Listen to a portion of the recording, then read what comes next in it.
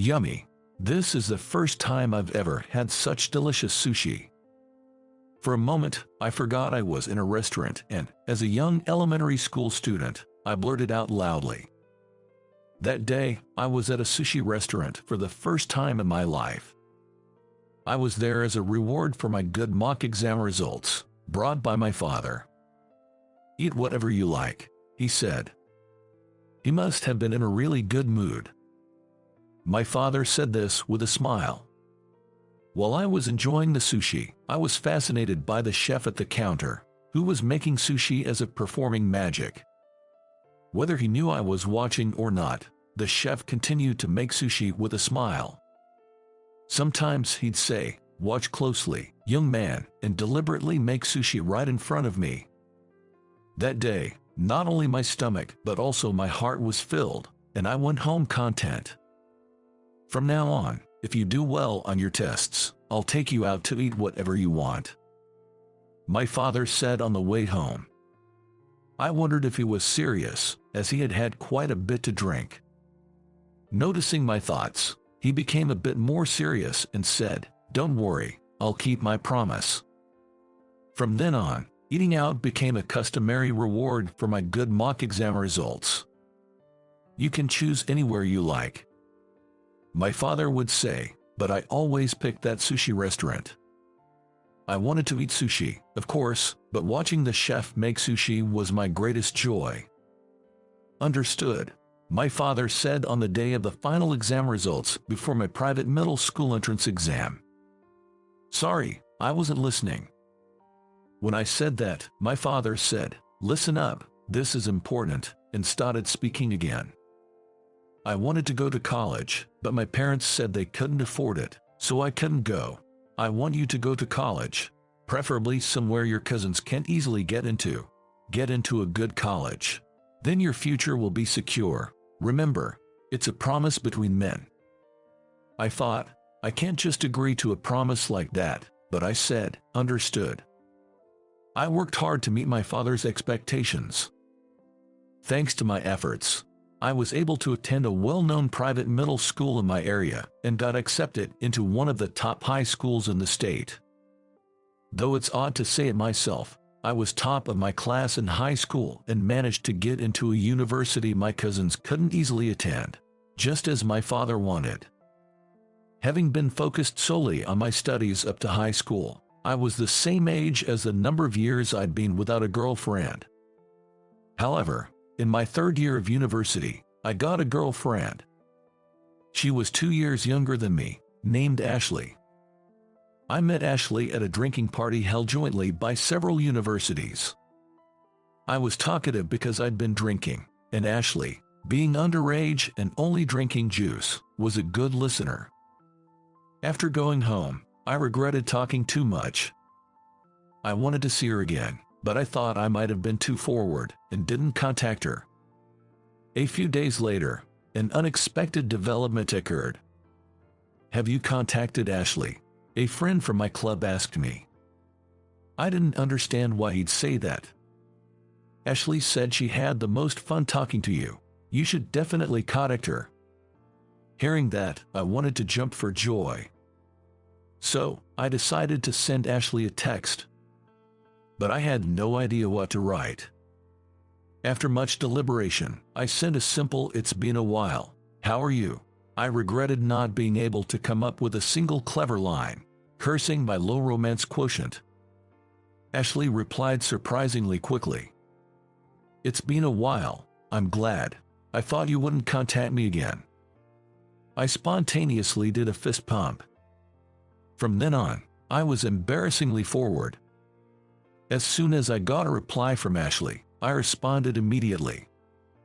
I thought if I missed this chance, there wouldn't be another, so, desperate, I believed that responding quickly was the best way to make a good impression. Looking back, it was almost comical how eager I was. But somehow, my efforts paid off, and Ashley agreed to date me. Right after Ashley and I started dating, the job hunting season began in earnest. I didn't have any specific career or company in mind. I just vaguely hoped to find a job close to the university. I felt this way because I didn't want to reduce the time I could spend with Ashley after getting a job. But Ashley was different. She had researched companies more thoroughly than me. "This one seems good," she'd say, showing me a job guide with sticky notes. I ended up taking the entrance exams for the companies Ashley suggested. In job interviews, I felt a good response everywhere. It was then I first realized the high brand value of my university in the corporate world. It turns out, big companies choose based on university, not personality. I fought. So, even though I got offers from several companies, I ultimately let Ashley make the final decision. Ashley's eyes sparkled as she looked through the company brochure where I got the job. Maybe she's thinking about our life together after marriage, I thought to myself, watching Ashley. The company Ashley chose had overseas branches and was headquartered in New York. It was about a 2-hour drive from where the university was located. I was worried about having less time to see Ashley. "Don't worry, after graduation, I'll move to New York too. It's only 2 years that we'll have less time to see each other," Ashley said nonchalantly. I thought she's strong. But I was mistaken.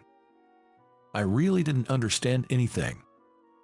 2 years after I graduated, just as Ashley had said, she moved to New York. We started living together, becoming even closer than during our university days. Ashley was truly kind and accepting. So, we never fought. And a year later, we get married. Married life was happy.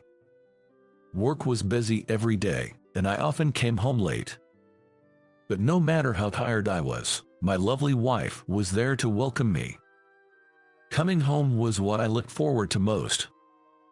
But about a year later, our married life changed dramatically. A global economic shock hit, and the company I worked for took a major blow, even going bankrupt. Faced with this unforeseen event, I was at a loss. But more distraught than me was Ashley. She blamed herself because the company she recommended went bankrupt.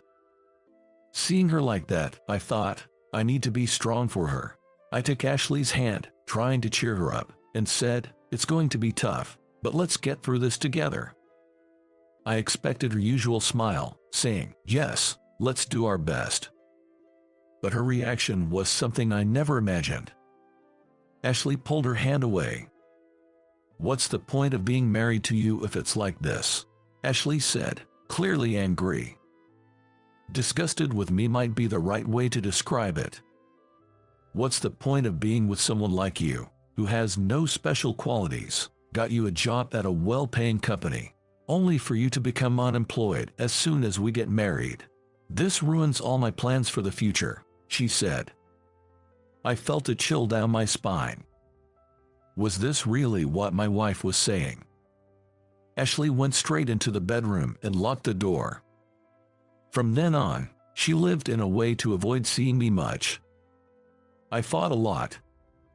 Was that really her true feelings? Was she just confused and said it? But, is this what love is? How did I come to love Ashley? Why did we get married? What should I do now? Divorce. A cold, dismissive voice said. Huh? Lost in my thoughts, I turned around to see Ashley behind me with papers in hand. It was a divorce document. "You're the reason for the divorce, so you should be the one to leave," she said. Huh? Confused, I was left alone as Ashley went back to the bedroom. I had no desire to persuade Ashley. The next day, I applied divorce and left the apartment with my belongings. I remembered what my father used to say. Get into a good university, and your future will be secure. But what about reality? Even graduating from a good university, you're unemployed if your company goes bankrupt. Unemployed, and then divorced. Even if you're smart and do well in school, you know nothing about the real world. I'm really hopeless, aren't I? Having lost my job and separated from my wife, I wasn't at rock bottom. Surprisingly, I found myself bursting into laughter. I felt a sense of clarity. This was the first time I ever felt this way. Then, I went wherever I wanted, staying wherever I liked. I discovered that even budget hotels could be quite relaxing and comfortable. During this time, I overheard someone speaking somewhere in the city. I don't want to go to work. If only I could live just doing what I love. Doing what I love, yes, that's it, I thought. I headed to a specific place. It was a high-end sushi restaurant I used to frequent, located near the company I had worked for. Often used for business entertaining, it was well known for its quality. "Welcome," the owner of the sushi restaurant said, recognizing me as I entered. She must have known about the company's bankruptcy. "You've had a hard time, haven't you?" she said with a complex expression. The head chef, Robert, also came out to talk to me. "Hey, is this a farewell visit?" Cutting off Robert's words, I said. "Please, let me work here." Robert looked surprised at first, but then quickly furrowed his brows, a look of bewilderment crossing his face. It was a look of perplexity. "I'm serious. I'll do anything. Please hire me here," I pleaded. At first, Robert tried to refuse my offer, coming up with various reasons.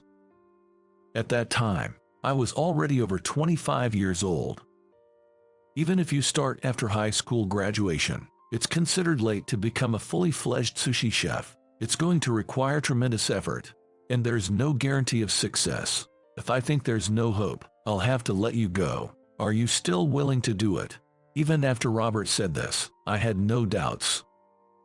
It seemed like Robert gave in because of my persistence. "Be here early tomorrow morning," he said. Since then, I worked harder than ever, much more than when I was in a corporate job. I arrived first thing in the morning to clean. I willingly took on tasks that other staff disliked.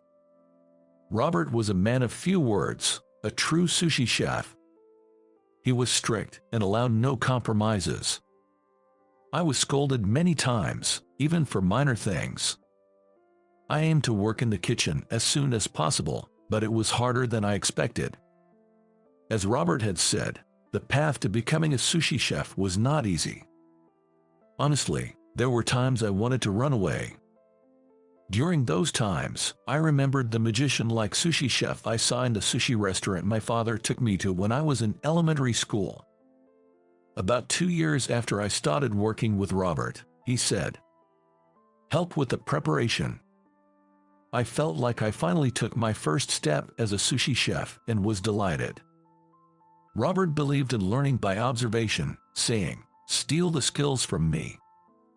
I worked alongside Robert, making sure not to miss a single movement. Had I ever been this earnest about work?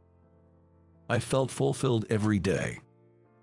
By the way, do you have someone special? One day, while working in the kitchen, Robert asked me. At first, I didn't understand what he meant. Seeing me confused, Robert said a bit angrily, "I mean, do you have a girlfriend, you slowpoke?" No, I don't." "What do you think about her?" Robert gestured with his head. Robert had a 25-year-old daughter. Anyone could see Robert doted on her, his only child. She was as kind-hearted as her mother, the owner. She was straightforward, saying what was bad, and what was good, regardless of who she was talking to. Her strength of character was just like her father, Robert. For me, it was an unreachable dream. Or so I thought, as I had secretly harbored feelings for the daughter over the years I spent in the restaurant. I was worried that if Robert found out, he would kick me out. So, I was caught off guard. "But I'm divorced. Even if I'm okay with it, what about your daughter?" "You fool. My wife has already checked her feelings, and it doesn't matter if you're once or twice divorced. What's important are the feelings. Nothing else." Robert said this with a hearty laugh. A few months later, I got married for the second time.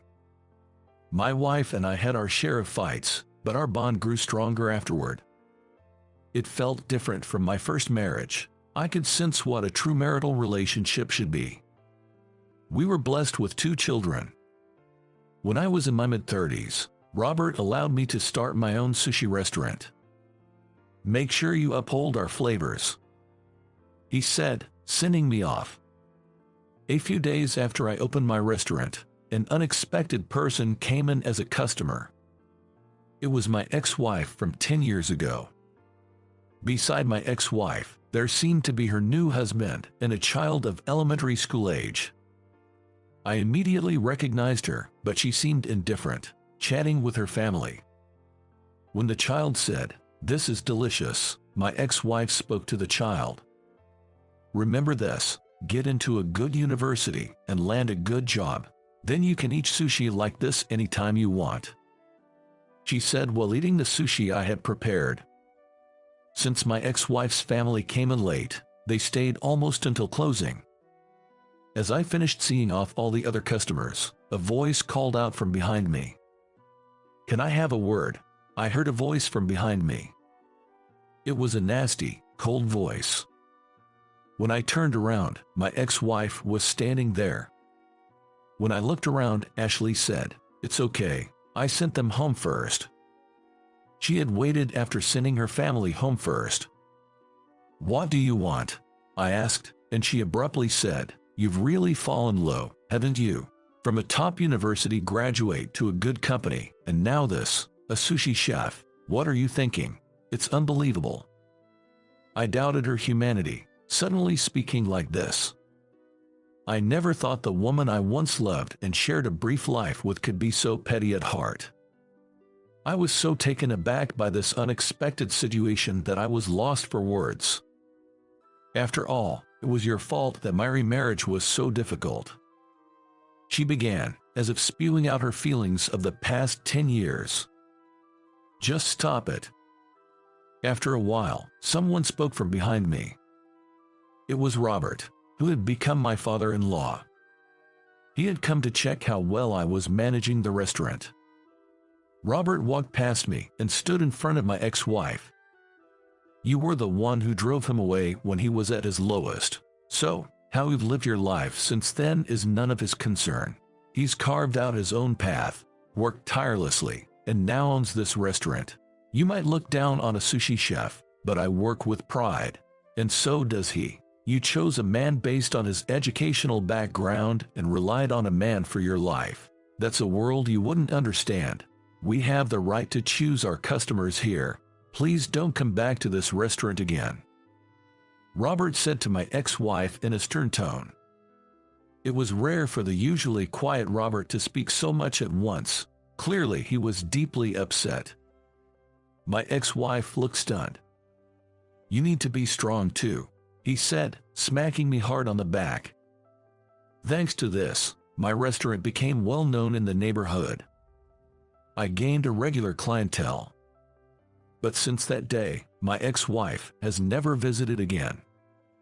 I can run my business without any reservations, doing what I love. I consider that day's event the best opening gift I could have received from my father-in-law. "Somebody, help!" a sudden scream echoed. Looking over, I saw a woman being harassed by a stranger. It turned out that this woman had an unexpected connection with me. "My name is Jason. I am an ordinary company employee. I had a wife. Her name was Emily. She was my classmate in high school. In our first year of high school, we were in the same class and our seats were close, so we quickly became friends. I was raised by a single parent, and I found out she was too, which brought us even closer. We had a lot in common due to our similar upbringing. We hit it off right away. Gradually, I was drawn to Emily, and before I knew it, I had fallen for her. One day after school, in an empty classroom, I asked her out. I was anxious that she might see me only as a friend, but when I bravely told her I liked her, Emily said, "I like you too, Jason." After that, we officially started dating. We both had our struggles as children and didn't have many good memories, so we didn't talk about the past more than necessary, but we felt connected. Emily was a very kind person. When I was disappointed that my mock exam scores weren't improving during our college entrance exam preparation, she encouraged me by saying, "Mock exams are just practice tests, so don't worry too much. As long as you don't make the same mistakes next time, you'll be fine." Despite having her own exams to worry about, she always took the time to care for me, which made me very happy. I managed to get into my first choice university, thanks to Emily. We continued our relationship while in university. Both of us had student loans, and we were anxious about whether we could earn enough to repay them in the future. We also had difficult courses to pass. But we supported each other and graduated successfully. We got married in our third year after joining the company. Though we didn't have children, our relationship remained as strong as ever, and we enjoyed many happy days together. After getting married, Emily quickly became a great cook, and she would make me homemade meals for dinner. Talking with Emily about our day while enjoying the dinner together was a delightful time. On weekends, we would always go cycling together. Emily, who liked to exercise, introduced me to cycling, and it turned out to be fun. Riding a bike and exploring unknown places was exciting. If we found a nice-looking restaurant or diner along the way, we would eat there. If we came across interesting stores, we would go in and shop there. Sometimes we got lost, arguing over which way to go and checking the map on the phone.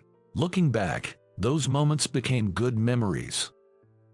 I hoped peaceful days like this would last forever. We sometimes envisioned ourselves when we became older, telling each other, "Even as we grow older, I want us to live happily together." Sometimes fate is merciless. One day, a tragedy occurred. It happened 5 years ago, on our wedding anniversary. That day, Emily told me she would be late because she was buying a celebration cake. I was waiting for her at home when I received a phone call from an unknown number. With suspicion, I answered the call and was informed, "Your wife was involved in a traffic accident and was taken to the hospital, but she has passed away." I couldn't believe it at first.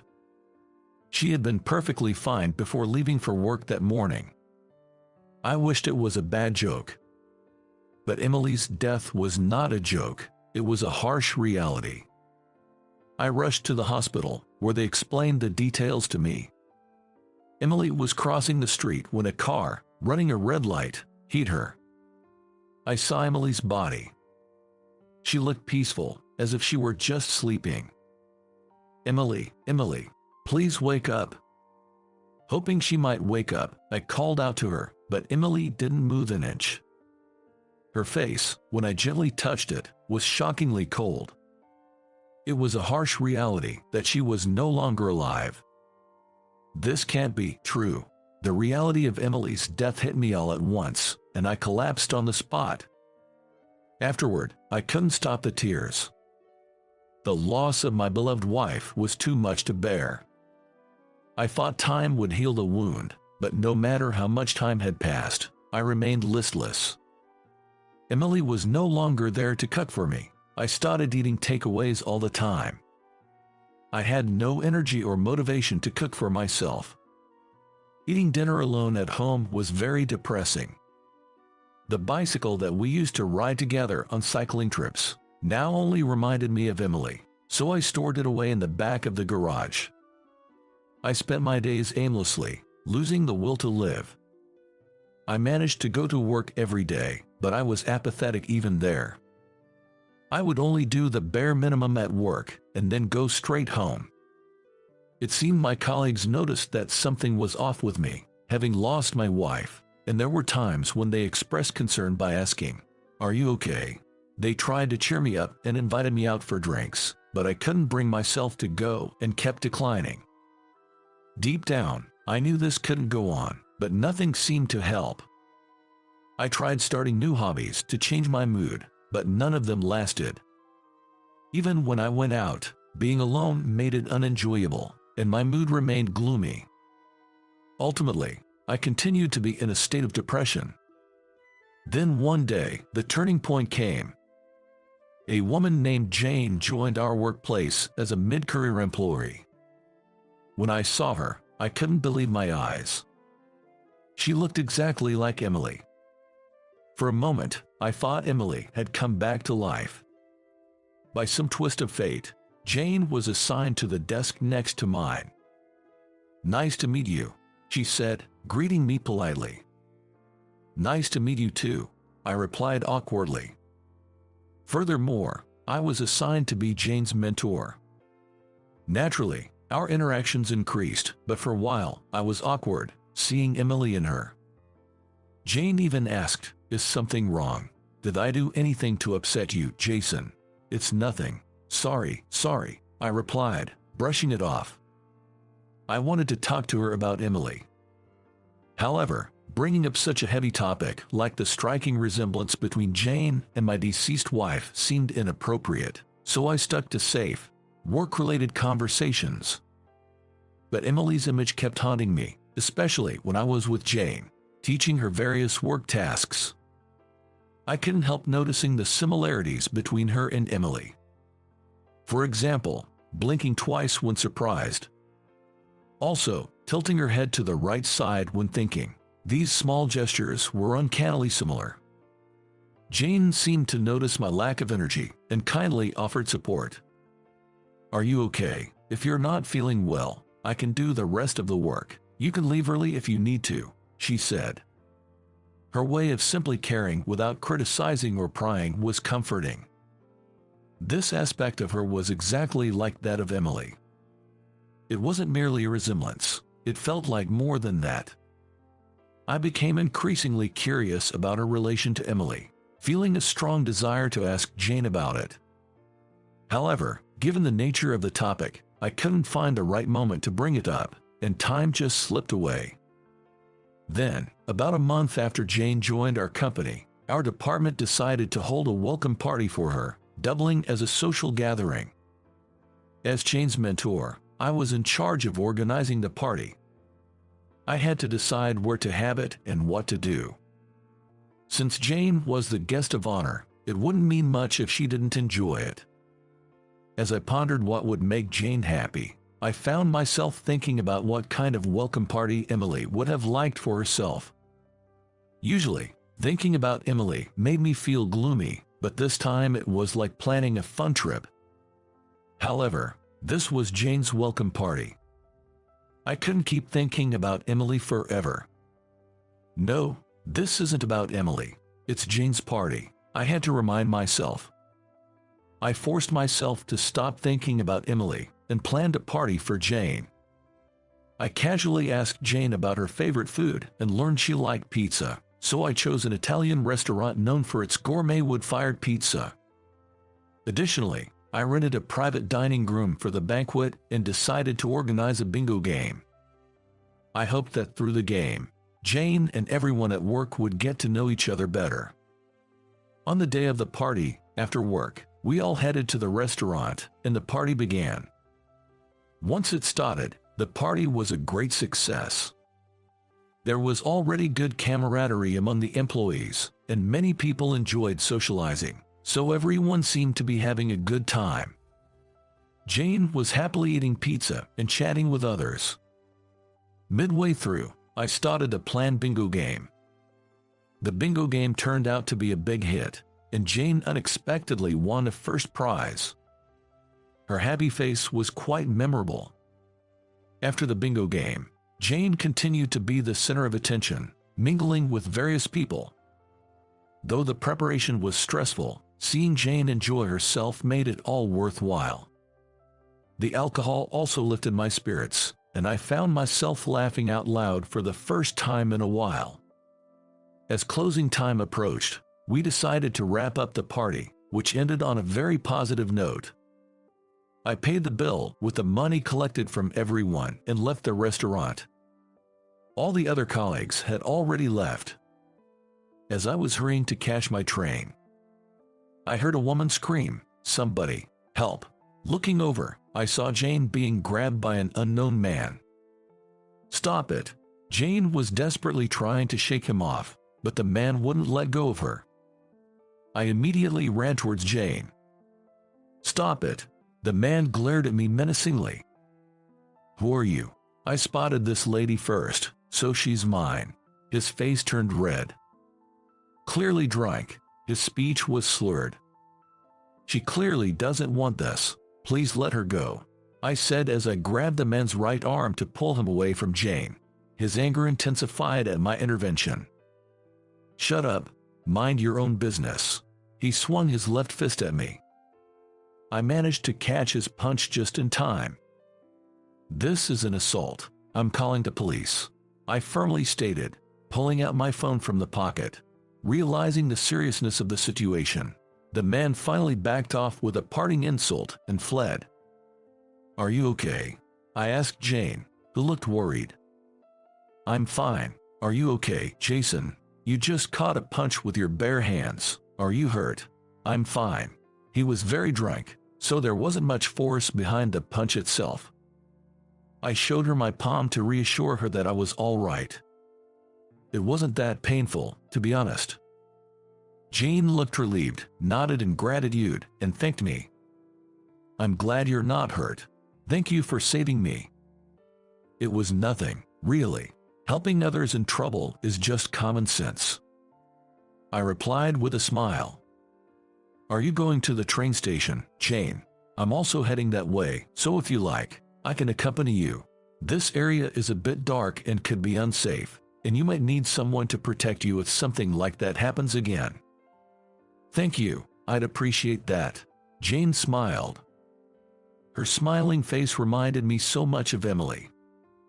As we walked and made small talk, I decided to finally ask Jane about Emily. I had been curious for some time, but it didn't seem right to ask at work. It would be best to talk about it when we were alone, but such opportunities were rare. If I missed this chance, I might have never gotten the opportunity to ask again. "Jane, there's something I'd like to ask you," I began, showing her a photo of Emily on my phone. "Do you know this woman by any chance? I've been curious as you look a lot like her." Jane's expression changed from shock to tears. "What's wrong?" I asked, concerned. I panicked. Did I ask her something inappropriate?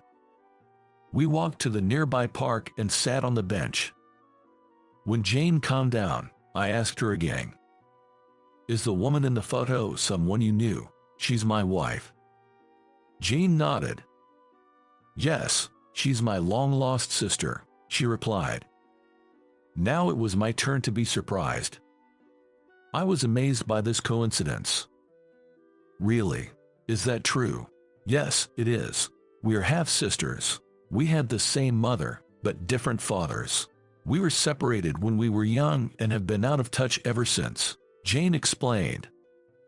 "I see." Just as I was about to say that I had never heard about Emily having a sister, a certain memory suddenly came back to me. Once, while having dinner at home, Emily mentioned having a sister she hadn't seen for a long time. I asked her, "Don't you want to see your sister?" Emily replied, "I do, but as long as she's happy, that's enough for me. That's what makes me happy too." It was very typical of Emily to wish for others' happiness. When I shared this story with Jane, she smiled warmly. "She sounds like a kind person. Being married to a reliable man like you, she must be very happy." I replied somewhat awkwardly. "Actually, my wife passed away in a traffic accident. That's the reason for my demeanor at work." Tears welled up in Jane's eyes again. I wish I could have seen her while she was still alive. I was just moved to tears by what she said. But now that you and I have met, Emily must be smiling down from heaven. Yes, I vaguely remember she was always a cheerful child. I'm sure she's still smiling no matter where she is. Oh, Jane suddenly had an idea.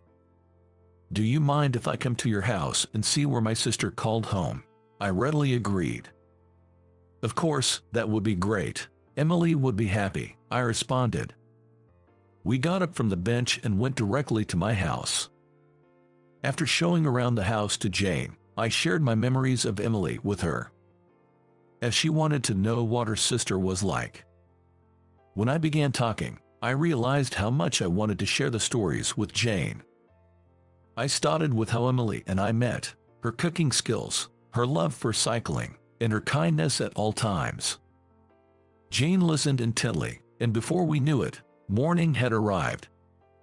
"Thank you for today. You really loved my sister, didn't you, Jason? I'm sure she was happy to be your wife," Jane said, smiling as she left. After she left, I couldn't help but cry.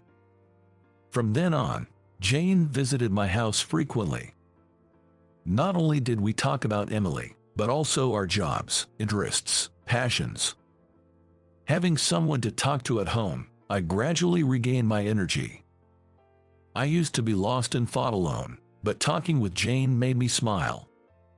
"I enjoy being with you. I can't help but smile," I said. "It's great to see you getting your energy back, Jason. I'm sure Emily would want to see you smiling," Jane replied.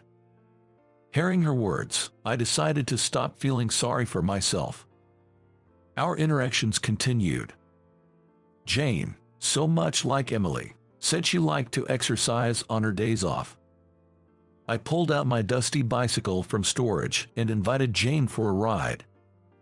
It was tiring as I hadn't exercised properly in a while, but I enjoyed riding my bicycle and feeling the wind. More than anything, exploring various places with Jane was unexpectedly fun. I gradually became attracted to her. When I gathered the courage to tell her my feelings, she said she felt the same way. Since the time I saved her from the drunkard, she had started seeing me as more than just a colleague. After dating for a while, I finally proposed to her. The location was a scenic observatory with a beautiful night view. This was a place that Jane really liked. "Will you marry me?" When I presented the ring, Jane accepted it. "Of course I will. Thank you," she said. Thus, we became engaged. And we went to share the news with Emily at the cemetery. It was a sunny day, warm with sunshine. "Emily, Jane and I are getting married," I told her. "We will be happy together, so please watch over us from heaven." We both stood at Emily's grave and quietly spoke to her. I felt as if I heard Emily's voice saying, "Congratulations on your marriage," and I replied in my mind, "Thank you." Imagining our future life together, Jane and I left the cemetery.